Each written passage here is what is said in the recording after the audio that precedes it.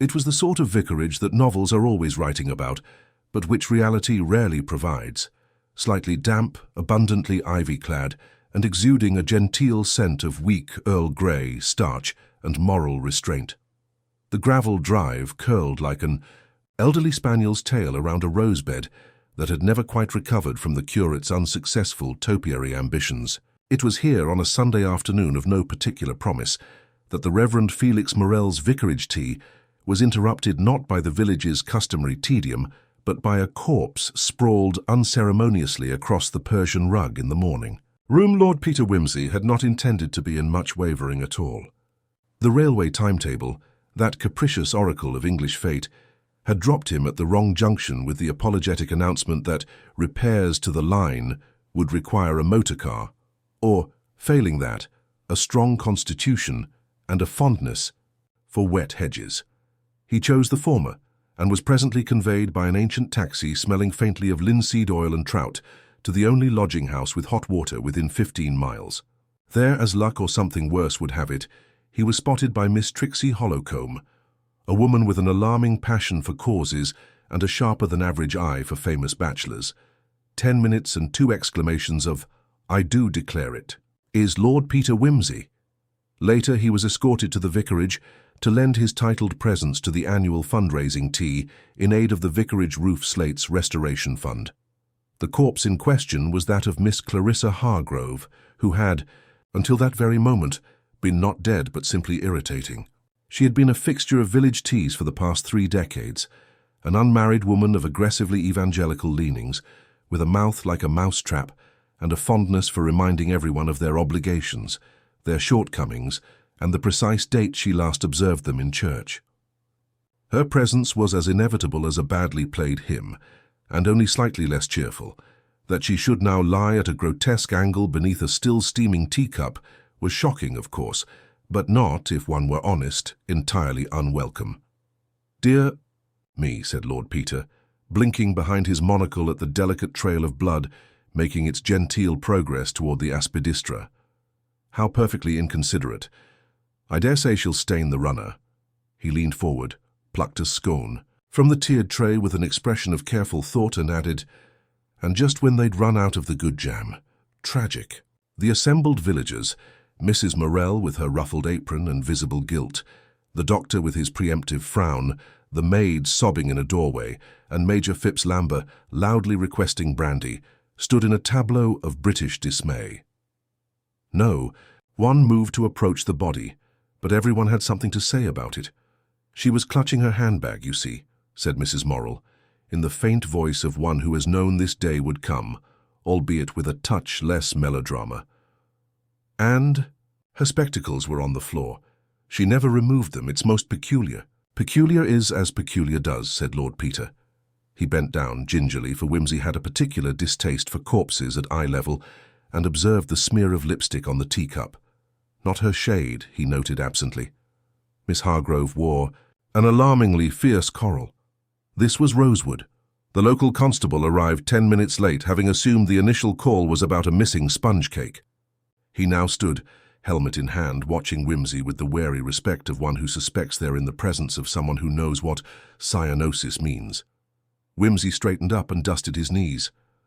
"My dear man," he said, "I would not be so gauche as to trample your jurisdiction. You are, after all, the law in these parts. But if you find yourself in need of an idle aristocrat with a talent for inconvenient questions and an encyclopedic knowledge of poisons, I shall be dining on cold ham and Latin quotation at the King's Arms." With that, he left them to their gaping, picked up his hat, and strolled out into the garden, pausing only to glance once more at the half-eaten scone on the side table. "Strawberry," he murmured. "How vulgar. Miss Hargrove always brought her own." And thus it began, with a cup of tea, a body on the floor, and Lord Peter Wimsey's vague interest piqued by a detail no one else would think to question. The vicarage's morning room, now sealed off with a decisiveness wholly unfamiliar to its floral curtains, had become the hub of much awkward bustling and poorly concealed curiosity.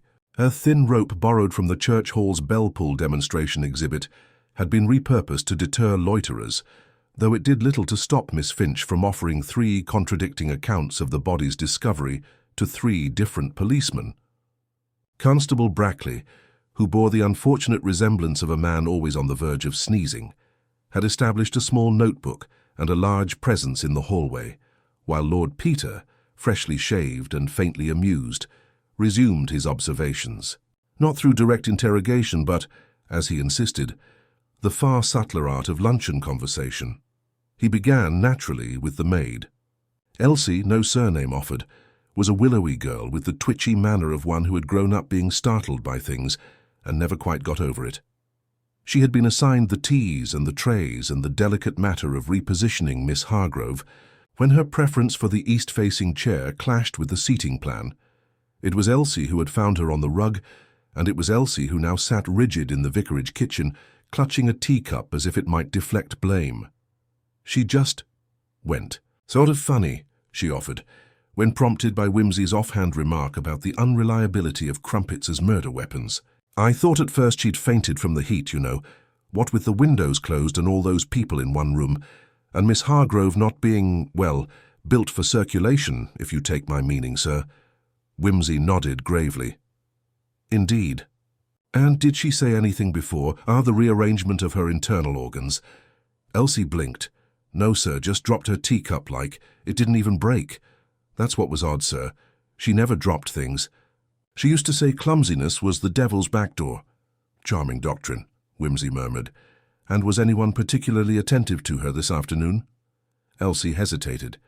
"Well, Mrs. Fosdyke was sitting next to her, but she never liked her. Said she talked too much for a widow.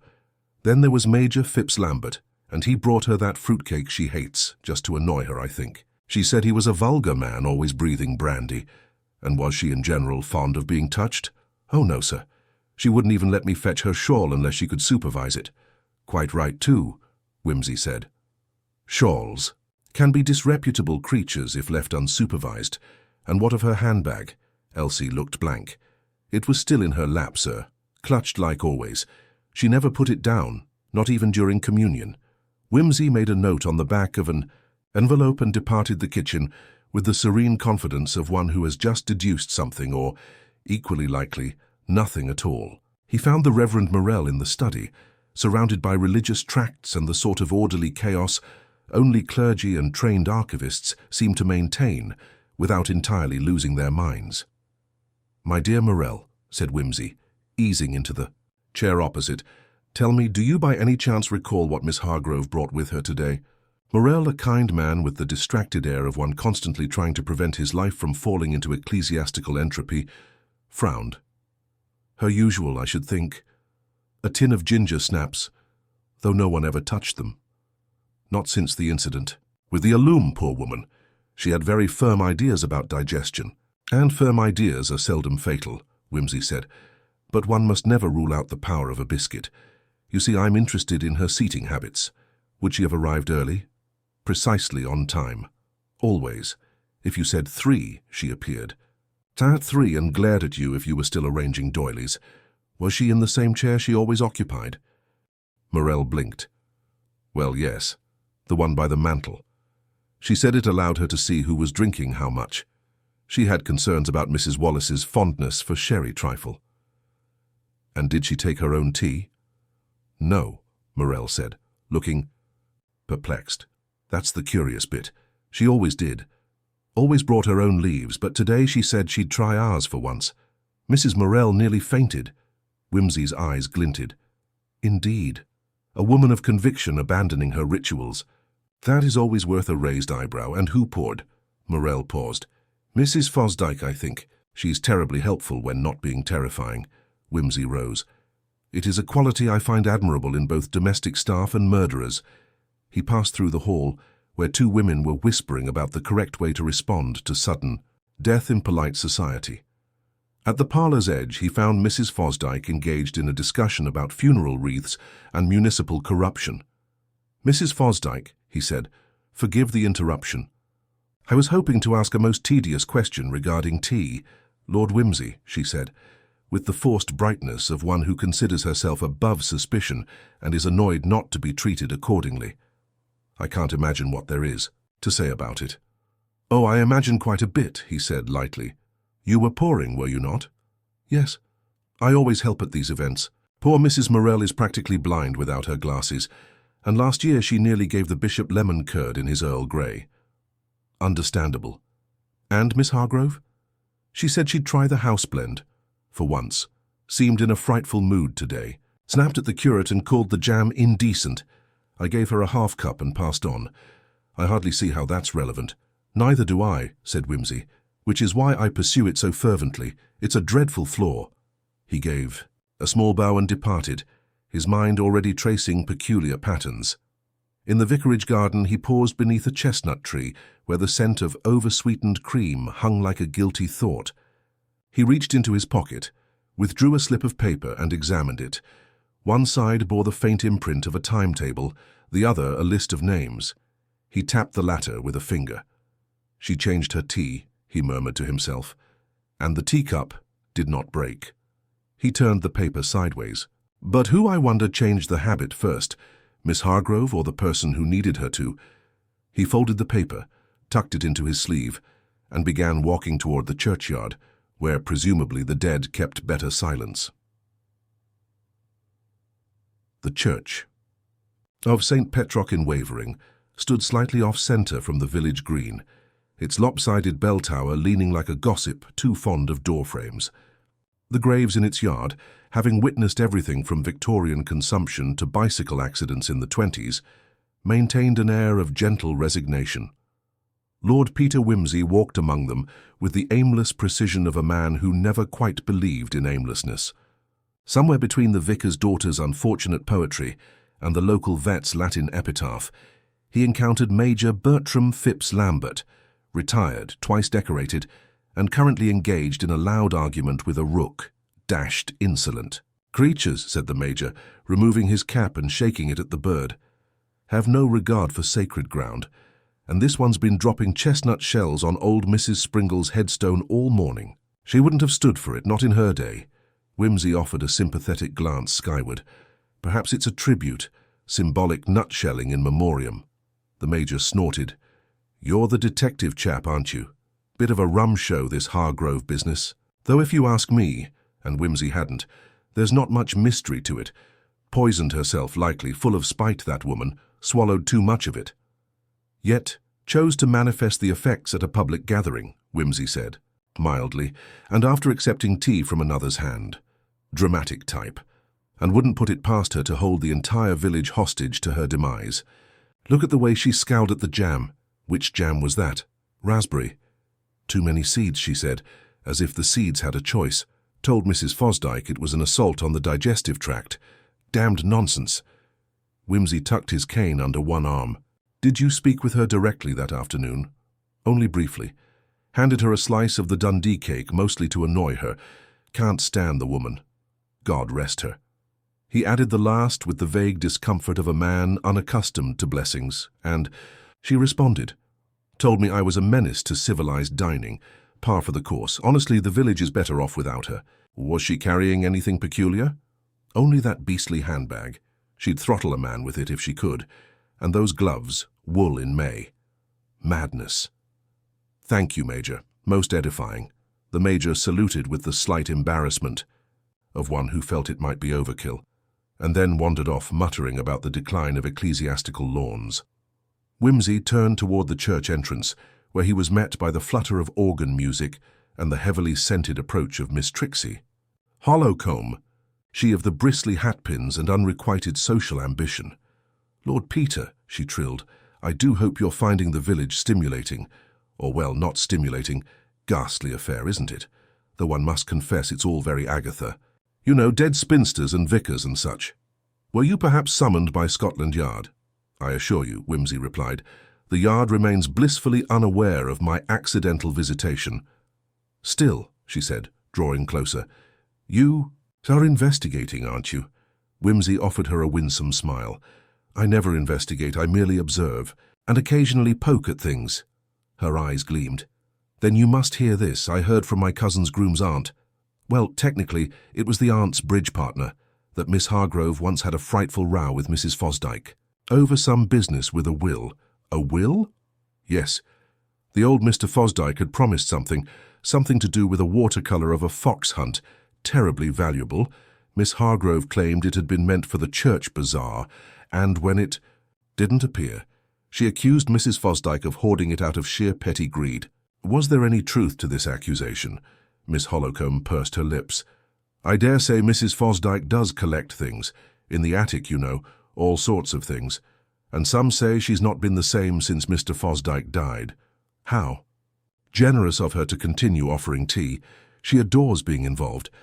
But don't you think she was rather eager to pour that tea? I seldom speculate on eagerness. It rarely leads anywhere decent. Whimsy gave a short bow and excused himself, leaving Miss Holcombe to fan herself against a headstone and consider whether to embroider this conversation in her letter to the Church Times. Back at the King's Arms, a former coaching inn with an air of terminal bewilderment and doilies that had outlived several monarchs, Whimsy found the village doctor, a lean, tight-lipped man named Dr. Cartwright, engaged in a solitary game of cribbage against a pint of bitter. Whimsy joined him without ceremony and ordered a ginger ale, citing the need for a clear mind. "Doctor," he began, "I was hoping for your view on a matter of mortal curiosity. Miss Hargrove's death, natural or not?" Dr. Cartwright shrugged. "Unnatural in the timing, unnatural in the drama. But medically, too soon to say. I've requested the usual analysis. The pathologist in Basingstoke is quite meticulous. Any early suspicions?" She appeared to have collapsed quite suddenly. No convulsions, no cries. Slight foaming at the lips, but very little. Could be any number of things. Cardiac, neurotoxin, cleverly disguised mushroom. She had just taken tea, which tells us everything and nothing. I had the same tea and lived, but not the same cup, nor perhaps the same strain. Tell me, could a light sedative produce such results? Cartwright narrowed his eyes. Unlikely, unless mixed with something else. But she showed no signs of sedation. She was alert one moment and dead the next. If it was administered, it had to be fast, potent, personal. A dose intended for her, then, unless someone else got her. Cup? Whimsy considered this. There was a second tray brought out, I understand, by the curate, Mr. Venning. Harmless, nervous, reads too much Aquinas. You think he might have muddled the cups? I think, said Whimsy, that where tea is concerned, muddling is always possible. The doctor rose. I'll call you when the report comes in, though I doubt you'll need it. Why do you say that? Cartwright looked back. Because you already know who you don't suspect, and that's halfway to knowing who you do. Whimsy smiled, and once the doctor had gone, he folded his long fingers over the rim of his glass and stared at nothing in particular. So far they had a woman disliked by most, dead of unknown cause in a setting where everyone had access and no one had motive strong enough to risk exposure. And yet, there was a will, or at least a suggestion of one. A painting. A missing gift, a quarrel over small but symbolically rich property, and Fosdyke had poured the tea, while the deceased had uncharacteristically accepted it. More curious still was that none of the likely suspects had much to gain, unless one considered that in villages such as these, a quiet death could be its own inheritance. As the afternoon settled into a damp dusk, Whimsy retrieved a letter from his coat pocket. It was addressed rather unimaginatively to himself, and had been slipped under his door while he was out. He unfolded it. The paper was thick, the handwriting delicate, the message short. I saw who switched the teacups. I cannot speak openly. Meet me at the Lich Gate after evensong. Whimsy raised his eyebrows. It was, at last, a clue that didn't pretend to be irrelevant, but he had long since learned to be wary of notes that knew too much and said too little. The Lich Gate of St. Petrox was a crooked wooden structure, half overgrown with wisteria and wholly unfit for clandestine meetings, unless one's idea of discretion included the regular interference of barn cats and the faint smell of mildew. It stood as the designated place where the living met the dead, and in this case, where Lord Peter Whimsy was to meet someone doing a bit of both, witnessing a murder while trying not to be involved in it. Evensong had concluded with a subdued rendition of Abide With Me, and only one instance of the organ pedal sticking on a B-flat. The congregation drifted home in that peculiar silence which overtakes villages following both a tragedy and a sermon. Wimsey, however, lingered in the shadows just outside the churchyard, leaning elegantly on his cane, humming the psalm with all the apparent frivolity of a man waiting for the 4:12 to Paddington. A figure approached at last, small, hunched, and very nearly devoured by a knitted shawl that looked as though it had been constructed by an anxious spider. It was Miss Emmeline Pratt, the church verger's cousin, known in the village for owning 3 cats, none of which liked her, and a memory for scandal that bordered on pathological. "You came," she whispered, as if they'd arranged a meeting, "to swap espionage secrets under the Kaiser's nose." "Couldn't resist," said Wimsey brightly. "Meeting at the Lich Gate, utterly ecclesiastical. If we had a thunderclap just now, I'd feel positively Radcliffean." Miss Pratt peered about as though afraid the gargoyles might be eavesdropping. "I didn't know who else to tell. The constable wouldn't believe me. He says I make things up. Just because of that time I thought the vicar's wife was dead. She was only asleep, but it's the same posture, isn't it?" "Oh, tragedy of posture indeed," murmured Wimsey. "Now about the teacups." "I saw her switch them," Miss Pratt said, leaning in. "Clear as day. Mrs. Fosdyke was pouring for Miss Hargrove, but just as she reached for the second cup, one, already on the tray, not poured fresh, Mrs. Fosdyke stopped her, said something, I didn't hear what, and then switched it. Gave her the one at the back." "Were they different in appearance?" "No, same china, but she picked it carefully, you see, like she meant to." "Interesting," said Wimsey. "Did anyone else seem to notice?" "No, everyone was watching." Elsie dropped the napkins again. "Butterfingers, that girl." "And where were you seated?" "Just behind the cake table. Had a perfect view through the hydrangeas." "Nature's Venetian blind," Wimsey mused. "Very good of you to say so, Miss Pratt, though you do realize this accusation places you in considerable peril, if it proves inaccurate." She bristled. "I know what I saw, and I don't care for Mrs. Fosdyke. Always talks about her linen collection as if it were the crown jewels. One of her antimacassars once unraveled on me.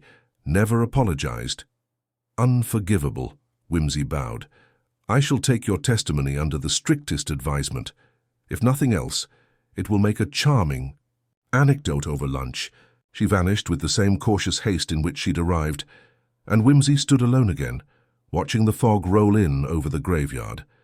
The idea that someone had switched the cups deliberately was, of course, the sort of thing one might expect in amateur theatricals or badly written fiction, but rarely in much wavering.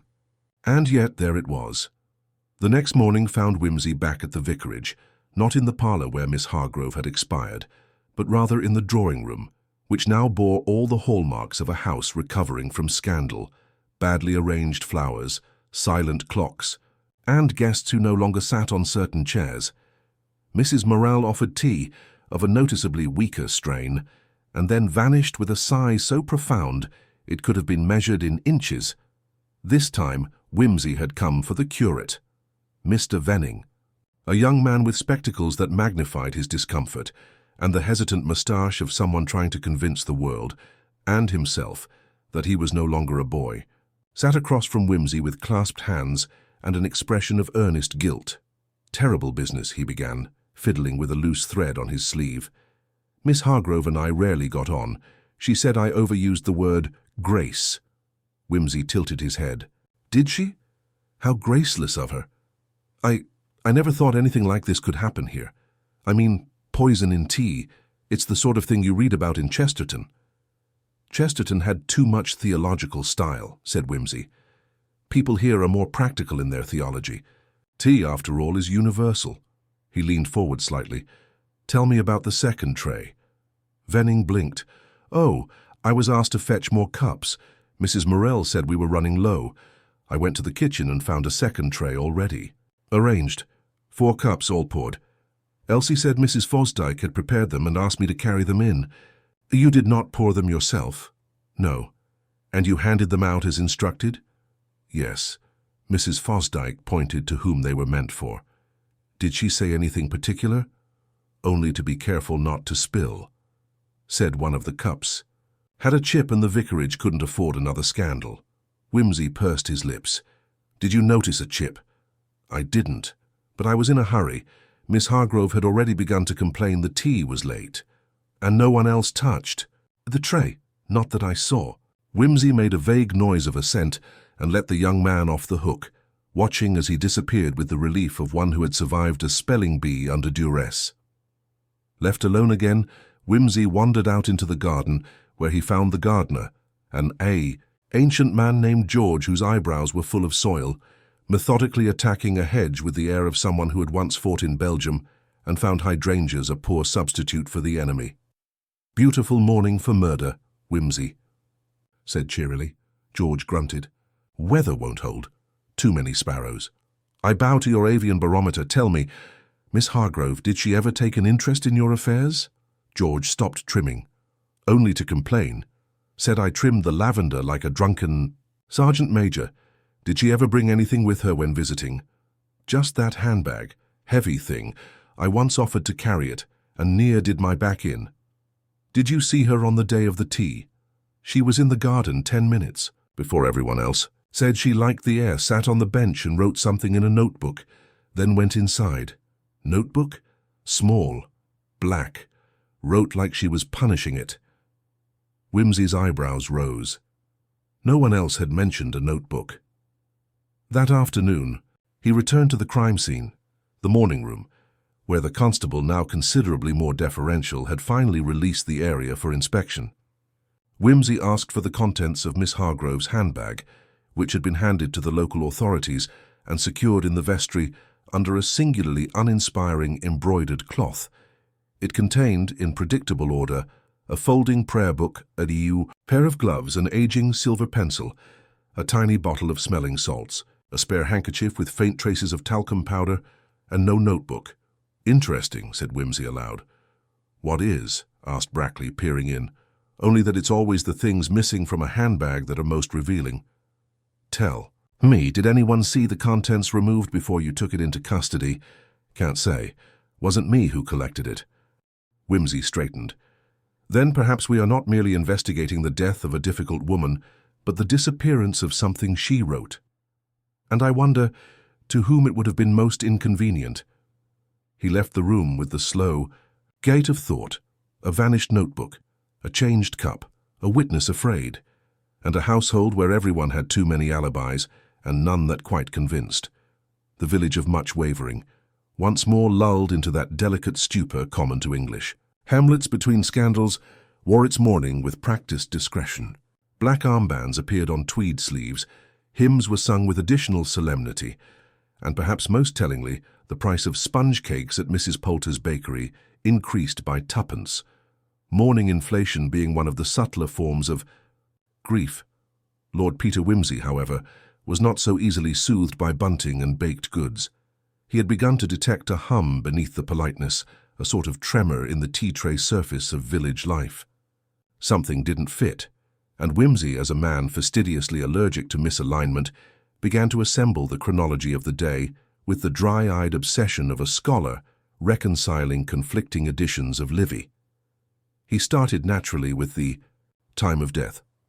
Dr. Cartwright, when consulted, had narrowed it to somewhere between 4:05 and 4:12 p.m. Based on body temperature, the onset of lividity, and less scientifically, the testimony of Miss Hollowcombe, who swore that the vicar's mantel clock had chimed just before the scream. Whimsy, who had made an idle study of the vicar's mantel clock 2 days prior and noted its consistent 5-minute lag, recalibrated this with a note in his pocket diary. He then questioned Elsie again. She recalled bringing in the first tray of tea at about 4:05, because the curate had just read out the raffle prize list, and Mrs. Morell had sent her out with a hissed reminder about the jam. Whimsy verified the curate's remarks via Miss Pratt, who had them written in shorthand. "I always transcribe church speeches. It's marvelous for posture and self-control." That placed the first tray's circulation just before the time of death. The second tray, the one Venning delivered, arrived moments after the scream, according to Mrs. Fosdyke, who had returned to the parlour with a biscuit tin and found Miss Hargrove already slumped, her mouth open, her handbag slipping from her lap like a final retort. And yet Venning distinctly remembered delivering the second tray before the scream. He'd been halfway across the room when she gasped and dropped her teacup. Therein lay the splinter. Whimsy walked the distance from the kitchen to the parlour with Venning, noting the floorboard's slight creak, the short hallway's echo, and the door's peculiar habit of swinging too far open unless held. With that measured and timed, just under 15 seconds, he stood still in the morning room and closed his eyes. Suppose, he murmured to himself, that Miss Hargrove had already begun her tea before the curate entered. Suppose the scream followed not the pouring but the first sip. Then Venning's account holds, but why then does Mrs. Fosdyke believe the second tray came after the scream? He returned to Mrs. Fosdyke's cottage, where the curtains were drawn against nothing in particular, and the wallpaper matched her temperament, stubborn, floral, and faintly suffocating. "My dear madam," he began, settling into a stiff armchair, "I am reviewing the timeline and I find myself curiously snagged. You say the second tray entered after the scream?" "Indeed," said Mrs. Fosdyke, dabbing her nose with a monogrammed handkerchief. "I was in the pantry retrieving the custard creams. I heard a shriek, like someone stepping on a hymn book, and when I returned, poor Clarissa was, well, stilled. The curate was standing just behind her, looked rather as if he'd faint. And the tea. There was another tray, yes, on the side table. I didn't see it come in." "Fascinating," said Wimsey, staring absently at a porcelain bulldog. "And the cups on that tray, were they touched?" "I believe not. The constable collected them later, but no one drank. But Miss Hargrove's cup, her first cup, was already in her hand before Venning entered?" "I suppose so." She hesitated. "Though, come to think of it, she was holding it before I left. I remember because she criticized the saucer, said it looked as if it had been washed in a hurry. I hadn't even poured yet." "Indeed." Wimsey leaned forward. "So if you had not yet poured, how did she obtain—" "Her tea?" Mrs. Fosdyke flushed faintly. "Perhaps I'm misremembering." "I doubt that," said Wimsey. "You strike me as the sort who recalls every slight. It is one of your more admirable features." She folded her hands primly. "Then I suppose she must have taken a cup from the tray before I did, and you didn't correct her." "Well, I didn't see her do it. I only noticed she had one when I turned back, and it seemed petty to take it away." Wimsey smiled, rose, and offered her a bow. "Thank you. You have been illuminating." He returned to the scene. The vicarage garden was quiet, save for the birds engaging in some sort of furious debate over the hydrangeas. Wimsey paused beside the bench where George had said Miss Hargrove sat before the tea. A scuff mark on the gravel suggested restless pacing. He crouched and examined the ground.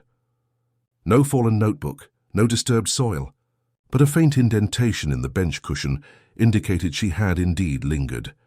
He stepped inside again and asked Elsie, now polishing teaspoons in the kitchen with grim determination, about the pre-tea preparations. Mrs. Fosdyke made up the first tray, she said, while I fetched the milk jug.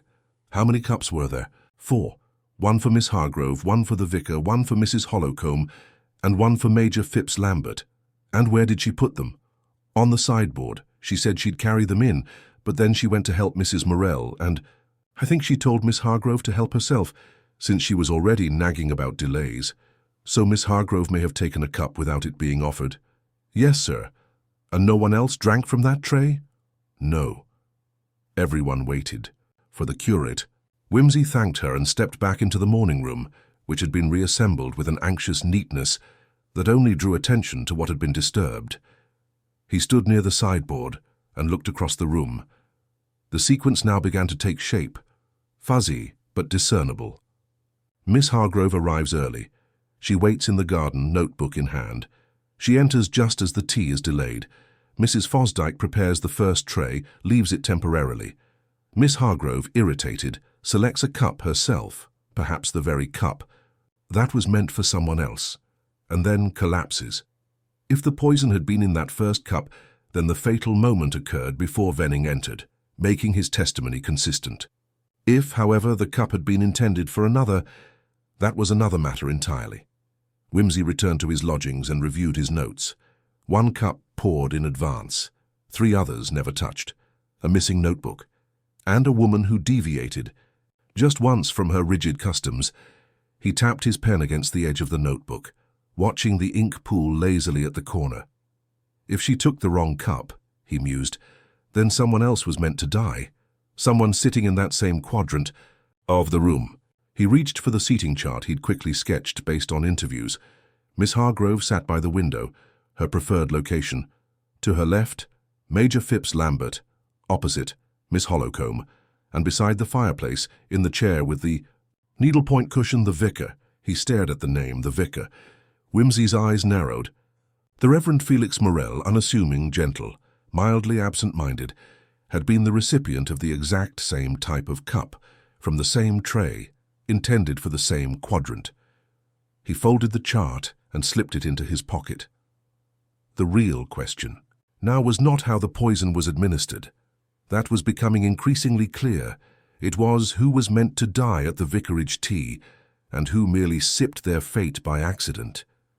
If the intended victim of the vicarage tea had not been Miss Clarissa Hargrove, but someone else entirely, someone who had, through a mundane lapse in social protocol or a moment's irritation, reached for the wrong cup, then the entire narrative, Wimsey reflected, required immediate resorting. It was no longer a question of who killed Miss Hargrove, but rather who tried to kill someone else, and whose fastidious fussiness had, in a quiet twist of irony, sealed her fate. The next morning, Wimsey presented himself at the vicarage once, again, not with the airy casualness of an interested guest, but with the deliberate tread of a man beginning to suspect that the domestic virtues of much wavering were rather more cosmetic than intrinsic.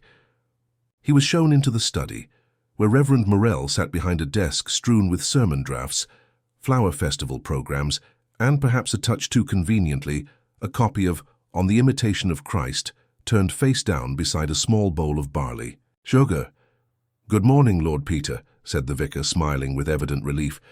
"I trust you're not here to report another corpse?"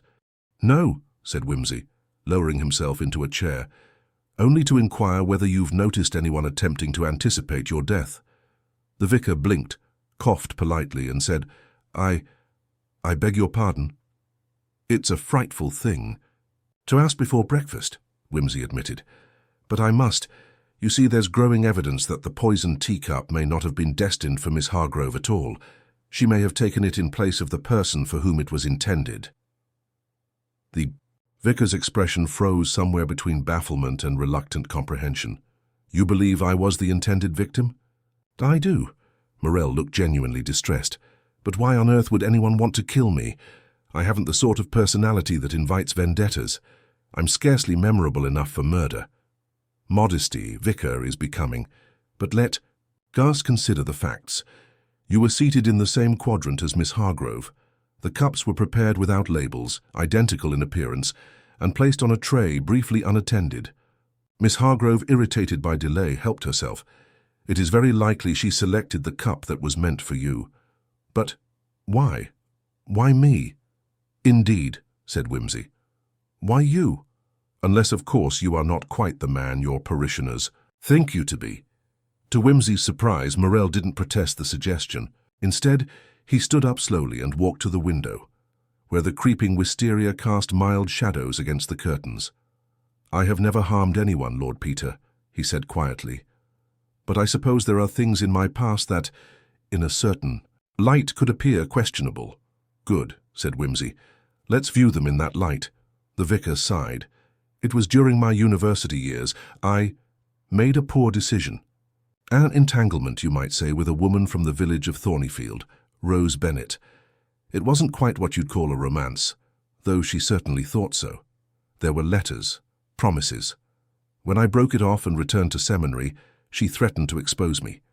Said she'd ruin me. Did she? No. She disappeared. Left the county. I heard years later she'd taken up work as a companion to an elderly woman in Wiltshire. I never saw her again." Wimsey leaned forward. "And what has this to do with much wavering?" The vicar turned. "Only this. 2 weeks ago I received a letter. No name, just an address, local, and inside one of my old letters to Rose. The implication was clear. Someone here knew about my past and intended to use it. Was there a threat? Not direct, only a phrase, 'Men of the cloth should be very careful about what they drink in public.'" Wimsey whistled. "Did you tell anyone?" "No. I burned the letter." I wish you hadn't. Did the handwriting resemble anyone's? I don't know. I've tried to forget the entire affair. Whimsy stood. A noble effort, but not always wise. Secrets have a way of seeping out, like improperly sealed jam, and sometimes people mistake revenge for righteousness.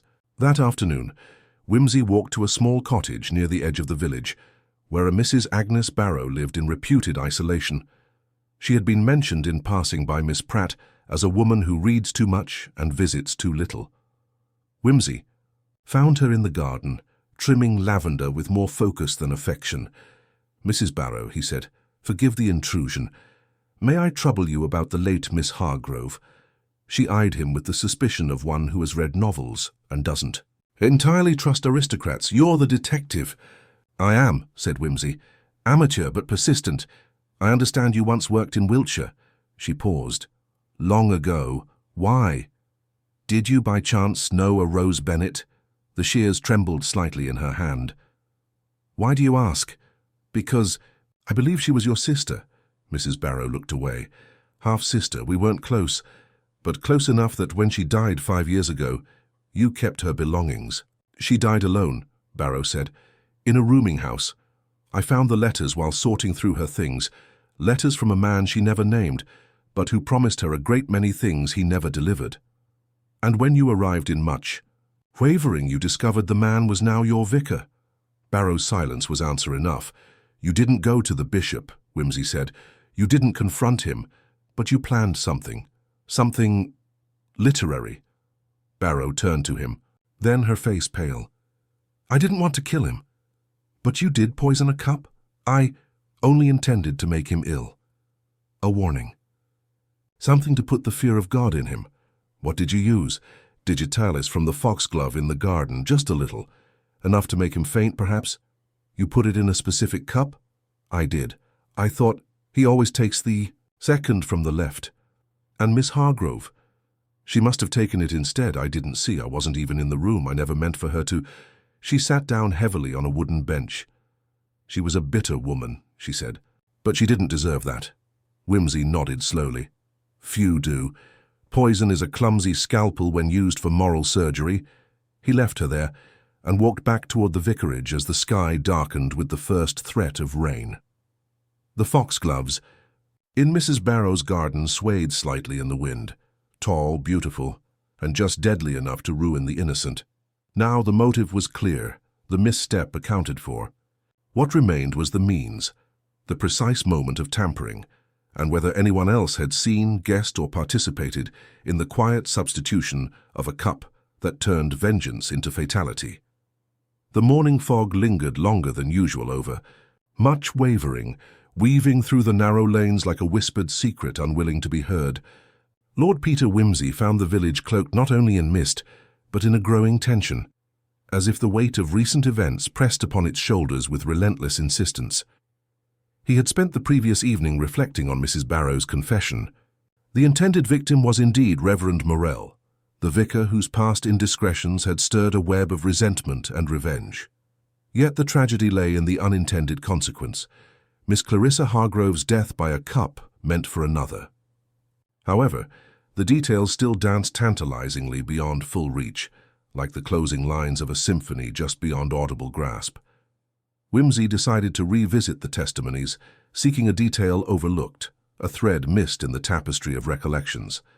He began with Mrs. Morel, who greeted him in the parlor, her expression burdened but composed, as if fortified by duty. "Lord Peter, I'm grateful you're still here.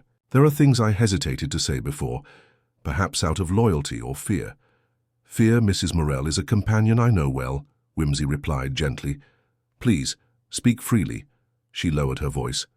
"It concerns the window." "By window?" Whimsy raised an eyebrow. "Yes, the morning room's east-facing window. It was left slightly ajar during the tea. I recall it now because the curtains fluttered and Miss Hargrove's hat was knocked askew." "Interesting," said Whimsy. "Who opened it?" "I did. The room grew stuffy. I stepped outside for a moment to call to Elsie about the scones. I remember it distinctly because of the breeze. Did anyone notice?" "No." Everyone's attention was fixed on the raffle. And the window remained open for long? A few minutes, I suppose. I closed it as I returned. Wimsey nodded thoughtfully.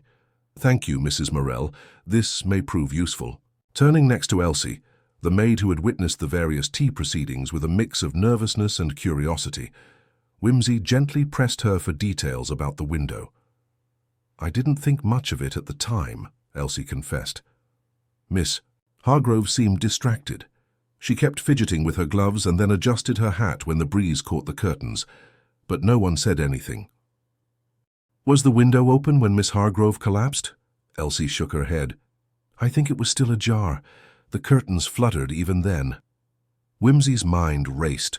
A window open, even partially, on a cool afternoon could carry more than just a breeze. It could carry scent, sound, or, crucially, the faint trace of a substance introduced from outside. He revisited the room with a scientific eye, examining the sill, the curtains, and the immediate area for clues. There, nestled beneath the edge of the sill, was a tiny piece of fabric, threadbare, frayed, and of a hue that matched none of the vicarage's known textiles. He bagged it carefully. The constable, summoned for official scrutiny, peered over his shoulder with growing respect. Not bad for a country squire, he muttered. Wimsey smiled thinly. One must collect evidence before concluding. He then recalled Miss Pratt's cryptic note about a black notebook missing from the vicarage, an absence conspicuous enough to suggest deliberate removal. This, combined with Mrs. Barrow's revelation of letters and threats, pointed toward a hidden narrative behind the polished surfaces of the vicarage. Returning to the village, Wimsey sought out Mr. Venning, the curate. The young man, still visibly shaken by recent events, invited Wimsey to the rectory, a modest home filled with books and the faint scent of pipe tobacco. Lord Peter, Venning began, there's something I've been meaning to tell you. Something I thought irrelevant, but now perhaps not. Wimsey inclined his head. Please proceed. During the tea before I brought in the second tray, I noticed something unusual. Miss Hargrove was holding a folded paper. I didn't see its contents, but she clutched it tightly. A note. Yes, and just before she collapsed I saw her glance toward the window, the one Mrs. Morell mentioned. She seemed startled, almost afraid. Did you see anyone near the window? Venning hesitated. No one entered or left through it. During the tea, but afterward I found a small envelope tucked between the drapes. It was addressed to Miss Hargrove. And what did it say? Venning shook his head. I didn't open it. I thought it best to hand it to the constable. When Wimsey inspected the envelope, he found it unsealed but empty. Contents vanished. The pieces began to align. Someone had intended to communicate with Miss Hargrove covertly, perhaps revealing a secret she was meant to keep silent. The window provided a discreet means of exchange. The missing note suggested interception. Wimsey's thoughts turned to the village itself. Could a local resident, armed with intimate knowledge of the vicarage's rhythms, have manipulated the sequence of events? The subtle rearrangement of cups, the missing notebook, the intercepted letter. These were not random acts, but deliberate steps in a carefully orchestrated plan. His suspicions led him to Mrs. Fosdyke, whose zeal for order and propriety masked a temperament capable of discreet scheming. A revisit to her cottage revealed a scrap of paper wedged behind a loose floorboard, a fragment of the missing note bearing an ominous warning. Beware the watchful eyes and the shifting cups. Confronted gently, Mrs. Fosdyke's facade faltered. She admitted to having taken the note from the window, but denied any knowledge of the poisoning. Her motives seemed tangled between protecting the vicar and silencing Miss Hargrove's threats. As evening descended, Wimsey found himself once more in the vicarage's shadowed garden, contemplating the play of light and darkness, truth and a deceit. The chronology of the tragedy had been tested and found wanting. The layers beneath revealed a double life of secrets, fears, and quiet vengeance. Somewhere in much wavering, the final act awaited its cue. The village hall was unremarkable, a squat brick building with a peeling sign and a faint aroma of damp carpeting. Yet tonight it would serve as the stage for a most unusual performance, a reenactment, no less, of the fatal tea, orchestrated by none other than Lord Peter Wimsey himself. The villagers, ranging from the curious to the suspicious, had gathered in their Sunday best, murmuring amongst themselves with a mixture of anticipation and unease. Wimsey stood before them, his hands lightly clasped, eyes bright beneath his slightly askew monocle. He surveyed the crowd, a mix of familiar faces. The vicar, now pallid but resolute, Mrs. Fosdyke, stiff and watchful, Major Phipps Lamber, who appeared more interested in the buffet table than the proceedings, Miss Trixie Holcombe, beaming with excitement, and the constable looking both exasperated and intrigued. "Ladies and gentlemen," Wimsey began, voice clear and deliberate, "I thank you all for your attendance. It is my firm belief that the tragedy which befell Miss Clarissa Hargrove may yet be understood, and justice served not through mere speculation but by careful demonstration." He gestured to a small table set with fine china, the very cups and saucers at the heart of the mystery. "I ask your indulgence as we reconstruct the sequence of events at the vicarage tea. We shall observe who took what, when, and under whose watchful eye." The villagers shuffled, some exchanging glances, others nodding gravely as if this exercise might cleanse them of guilt. Wimsey called forward the key players, Venning the curate, Mrs. Fosdyke, Elsie the maid, and Mrs. Morell. Each took their place as Wimsey narrated, reconstructing their movements and interactions with precision. The vicar himself sat apart, hands folded, watching with quiet interest. "Observe," Wimsey said, lifting a cup identical to the one Miss Hargrove had held, "how the tea was poured, and how Miss Hargrove, frustrated by delay, reached for a cup unattended on the sideboard." He demonstrated placing the cup on the table, then gestured to the window. Note also the slightly ajar window through which a small folded note was slipped, addressed to Miss Hargrove, bearing information which, if revealed, threatened the stability of more than one household in this village. A gasp rippled through the room. Wimsey continued, "The window also allowed for the discreet removal of certain items from Miss Hargrove's possession, the black notebook, missing from the vicarage, which contained correspondence that could compromise reputations." He paused, allowing the weight of this to settle. "Now consider Mrs. Barrow's confession. Her intention was to warn, not to kill. A measured dose of digitalis, administered through the teacup she believed the vicar would use. But Miss Hargrove's impatience, her habit of seizing the first available cup, led to a fatal mistake." "But there is more," Wimsey said, eyes narrowing slightly. "The rearrangement of the cups, the switching of vessels intended to conceal or confuse the target." He turned to Mrs. Fosdyke, who stiffened. "You, madam, had both opportunity and motive to interfere. Your zealous protection of the vicar's reputation and your own secrets led you to adjust the tea service." Mrs. Fosdyke's lips pressed into a thin line. "Further," Wimsey said, producing the scrap of fabric found by the window, "this fragment, not belonging to any household textile, was caught on the window latch. It matches a handkerchief found in Mrs. Fosdyke's possession." A murmur rose. She, Wimsey said calmly, attempted to conceal the note and misdirect suspicion. But the threads, like the truth, have a way of unraveling.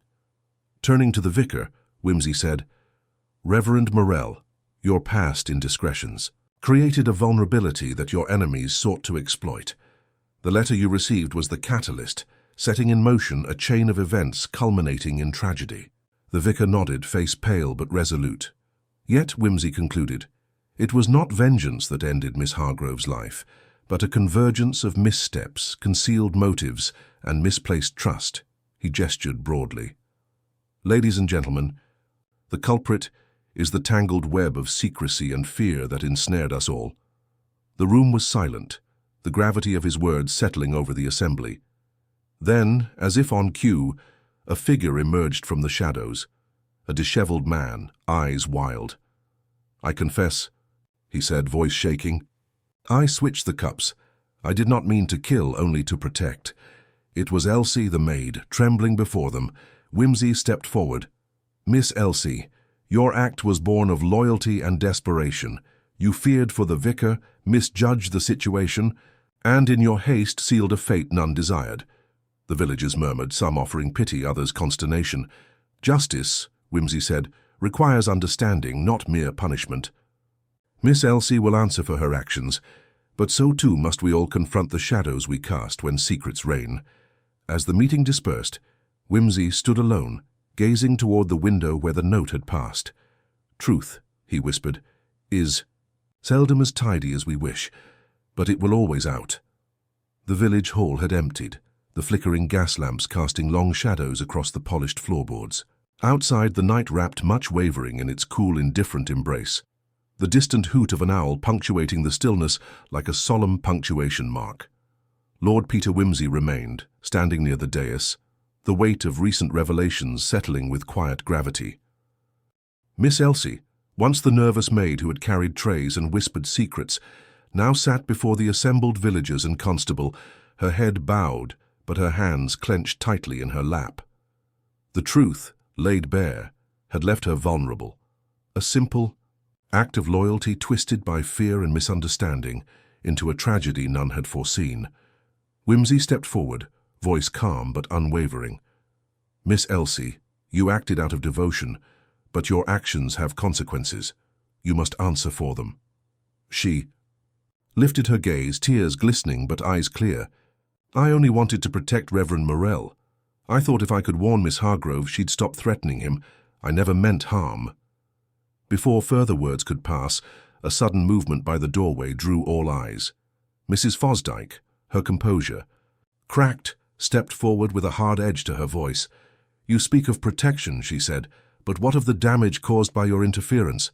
You played with lives as if they were pieces in a game." The constable nodded gravely. "We will investigate all involved thoroughly. Justice must be measured, not rushed."